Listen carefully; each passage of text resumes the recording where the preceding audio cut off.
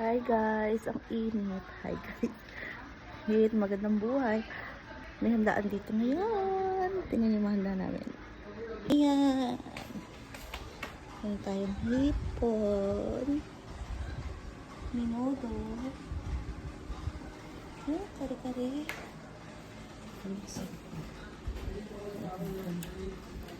Ayan, hipon.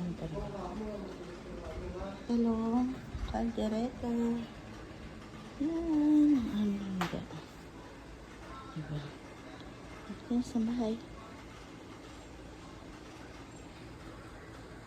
At yun nga guys, nakaayos na rin dito sa labas. Syempre, kinagandahan ng ayos para presentable pag may darating na. Actually guys, ang handaan dito ay dahil kamamatayan ng lolo ng aking asawa ni Daddy JP. Alam ko yearly din nila ginaganap dito yan eh. Nagluluto sila kahit konti para lang makapagpadasal para sa yumao nila kamag-anak. At ang nagluto nga pala ay yung ate ni JP tapos yung pinsan nilang isa. Apakasarap ng mga luto nila guys, promise pwede na sila magtayo ng cater. Sa totoo lang guys, ngayon ko lang talaga natitikman at nakakain yung mga pagkain na crave ko nung nasa Taiwan pa ako. At yan nga guys, dito nga pala sa sala, dito sila magdadasal yung mga pumunta mandadasal. Syempre, naiayos na rin para mamaya magdadasal na lang pagdating nila. At dahil nga guys, nagutom na ako, ayan, gumawa nga rin pala si mama ng macaroni salad. Yan, paborito ko yan. Isa sa paborito kong dessert. Napakasarap talaga guys, promise. Dahil nga guys, pag maraming pagkain sa bahay, hindi ka din talaga makakain. Dahil sa dami, nabubusog ka na lang kapapanood habang niluluto. At yan nga guys, naaligaga ako. Mas gusto ko pa nga talagang kumain. Kaya yan, umpisa ko na yung pagkain. Bukod nga pala guys dyan sa macaroni salad, gusto ko yung halaya, tapos leche flan. Lahat pala ng mga cravings ko pa.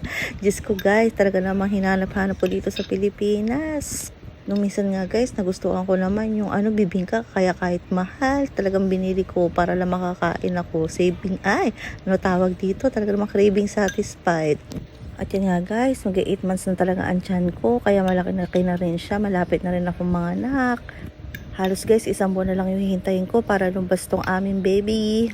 At na-excite nga talaga ako guys kasi first time ko magkakaroon ng anak na dalaga, charis na babae.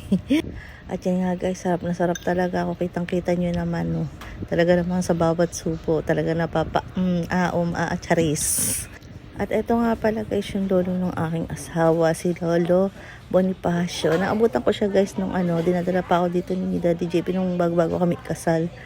Ayan, talaga nga naman napakabait talaga ni Tatang. Yun lang guys. Salamat sa panonood.